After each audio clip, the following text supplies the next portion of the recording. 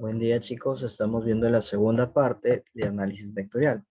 Como ya hemos visto en la primera parte, que es un vector, las componentes de un vector, clasificación de los vectores, un vector unitario, vectores unitarios cartesianos, operaciones con vectores. De estas operaciones con vectores está adición de vectores, que es suma de vectores colineales, como ya hemos visto, que se encuentran en la misma línea de acción, por algo se llaman colineales. Vimos el ejemplo, vimos suma de vectores concurrentes que concurren, que se encuentran en un mismo punto, cuyas leyes hemos ya practicado, la ley del coseno y la ley de seno. Casos particulares hemos visto con resultante máxima, resultante mínima. Resultado de vectores perpendiculares, es decir, cuando forman 90 grados, se aplica Pitágoras. Ahora vamos a ver suma de vectores, pero de la siguiente manera. Método del polígono para sumar n vectores, es decir, cualquier cantidad de vectores. La que nos considere el problema, las que no dé el problema, o cualesquiera. Constituyen construir un polígono. Un polígono es una figura cerrada, uniendo el extremo del primer vector con el origen del segundo, el extremo del segundo vector y así, y el origen del tercero, así sucesivamente, hasta el último vector. El módulo del vector resultante se determina uniendo el origen del primer vector con el extremo del último vector. ¿Cómo así? Observen, nuestro vector resultante es, como ya saben, un vector se representa gráficamente como una flecha. Esta flecha tiene una colita y tiene una cabecita. Ahora, la suma, ¿sí? El método para la suma de estos vectores es lo siguiente. Por ejemplo, queremos sumar el vector A, el vector B, el vector C y el vector D, que son vectores consecutivos. Es decir, esta es flechita A, inmediatamente sigue la flechita B. Y apenas termina la cabeza de la flechita A, comienza la colita de la flechita B. Igual, la flechita B tiene su cabeza y ahí comienza la colita de la flechita C. La flechita C tiene su cabeza y comienza la colita de la flechita D. Ahora, nuestro vector suma, que es la unión de todos los vectores, va a representarse de la siguiente manera. Vamos a formar un vector resultante, ¿cómo? Uniendo la colita de uno de estos vectores, en este caso el vector A, junto con nuestra colita del vector resultante y la cabecita del último vector, en este caso el vector D, junto con la cabecita del vector resultante. Entonces, al formar este nuevo vector creado sería la suma de los otros vectores ya colocados de esa manera. Es decir, el vector A más el vector B más el vector C más el vector D, la suma de todos ellos es igual al vector resultante. Obviamente estos vectores al ser sumados ya con el vector R, o sea, al formarse el vector R, estos ya vectores desaparecerían. ¿Sí? Ese es el método del polígono para sumar n vectores. Puede ser 1, 2, 3, muchos vectores. ¿Sí? Siempre y cuando el vector resultante o nuestro vector suma sea igual a la unión de una colita de este vector suma con la colita de uno de los vectores al sumar y nuestro resultante sea también coincidente con la cabecita de otro vector o el vector final de esta suma de vectores. Casos especiales. Vamos a ver casos especiales. Caso especial, si el polígono vectorial es cerrado, ya sea en sentido antihorario o horario, entonces la resultante es 0. ¿Cómo cerrado? Se refiere cerrado a que no hay intersección, es decir, no hay unión, no hay un punto donde las colitas y las cabecitas lleguen a encontrarse. Solamente es flechita, termina la cabeza de la flecha A y comienza la cola de la flecha B. Termina la cabeza de la flecha B y comienza la cola de la flecha C. Termina la cabeza de la flecha C y comienza la cola de la flecha D. Y así termina la cabeza de D y comienza la de A. Es como si nosotros nos estuviéramos dirigiendo por flechas. Mira, en este caso es el sentido horario. Así, va de esa manera. Y como no hay intersección de colitos y cabecitas, no hay ninguna relación. Y al no haber relación, simplemente la suma de estos vectores es igual a 0. porque no existe un fin en el caso. No existe dónde concretarse, dónde unirse. No existe esta relación. Entonces, A más B más C más D va a ser igual a 0. Aquí no debería ir el vector, simplemente al 0. Entonces, ese es un caso especial. Otro caso especial, bueno, vamos a ver componentes de un vector. Se determinan componentes de un vector a todos aquellos vectores que sumados por el método del polígono dan como resultado un determinado vector. Hay que tomar en cuenta que un vector puede tener infinitas componentes, como ya te lo había explicado. Un vector lo puede descomponer en n vectores, en infinitos vectores, pero obviamente va a depender de cómo nos convenga descomponerlos en el problema, no simplemente por descomponer. Todo depende de la conveniencia que tengamos. Vamos a ver la descomposición rectangular. Consiste en expresar un vector en función de sus componentes que formen entre sí un ángulo recto. Por eso se llama descomposición rectangular. Estas componentes se van o se distribuyen en una componente en el eje X, que es A sub X, y otra componente en el eje Y, que es A sub Y. Como observarás, el vector es el vector A. ¿Sí? A este vector lo vamos a descomponer. Obviamente tiene un ángulo o dirección, ¿sí? Es la dirección, que es aquella el ángulo que nace el eje X positivo hasta el vector mismo. Y este vector lo vamos a descomponer en estas componentes de acuerdo al plano cartesiano, en este caso sobre el eje X, y otra paralela al eje Y.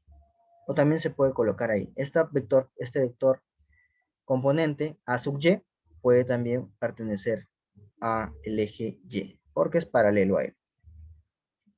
Ahora, observando la descomposición en este caso, mira, el vector A se descompone desde la colita hacia la cabecita en dos flechas consecutivas o seguidas.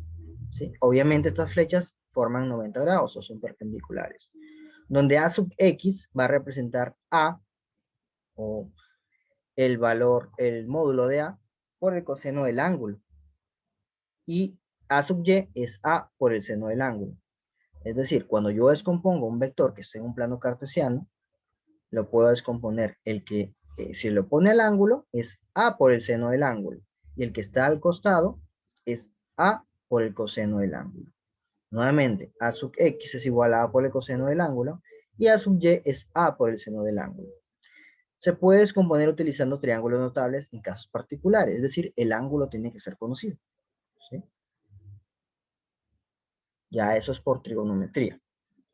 Suma de vectores por el método de componentes rectangulares. Para hallar la resultante por este método se siguen los siguientes pasos. Se descomponen todos los vectores en sus componentes rectangulares, es decir, en los ejes X respectivamente y en los ejes Y. Se ve la resultante en el eje X e Y. Es decir, se halla primero todas las resultantes o todos los vectores sumados en el eje X y luego también se halla todos los vectores sumados en el eje Y. Por método de vectores colineales, es decir, por método de los vectores que se encuentran en la misma línea de acción, es decir, o se encuentran en X o se encuentran en Y, no se juntan aún. En el tercer paso juntamos o sumamos estos vectores, la resultante de cada componente, es decir, la resultante de todas las componentes en X y la resultante de todas las componentes en Y, pero se suman mediante el teorema de Pitágoras, es decir, nuestra resultante final va a ser igual a la raíz cuadrada de X, la resultante de X al cuadrado, más la resultante de Y al cuadrado. ¿Ok? Nuevamente, nuestra resultante final va a ser igual a la raíz cuadrada de la resultante en X al cuadrado más la resultante de Y al cuadrado. Observaciones. Vamos a observar. Si la resultante de un sistema de vectores es vertical, se encontrará en el eje Y, ¿verdad? Entonces, las componentes horizontales, es decir, todo lo que está en X, suman 0. Cuando te digan nuevamente que el sistema se encuentra en vertical, su sumatoria de vectores en el eje X va a ser igual a 0. Para otro caso, si la resultante de un sistema de vectores es horizontal, es decir, la resultante se encuentra en el eje X, entonces las componentes verticales suman 0. Es decir, todas las componentes en el eje Y suman 0. Suma de vectores en Y va a ser igual a 0. En el caso que te digan o que te indiquen que el vector resultante o la resultante se encuentra en el eje horizontal. Y en el otro caso que te digan que se encuentra en el eje vertical, la suma de vectores en X será 0. Para dar a conocer mejor esto, vamos a ver con un ejemplo. El ejemplo dice lo siguiente. Sabiendo que el vector resultante se encuentra en el eje vertical, calcule el módulo de la resultante. Obviamente tú observas ahí tres vectores. Este se encuentra en el eje Y. Como se encuentra en el eje Y, no hay que descomponerlo.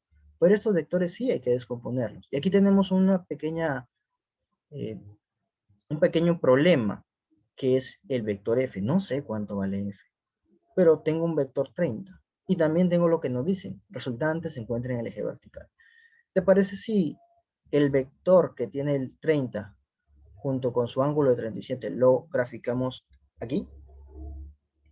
Mira, este es un triángulo notable, ¿sí? Se parece, tiene 37. ¿Qué te parece si este lado es en nuestro 30?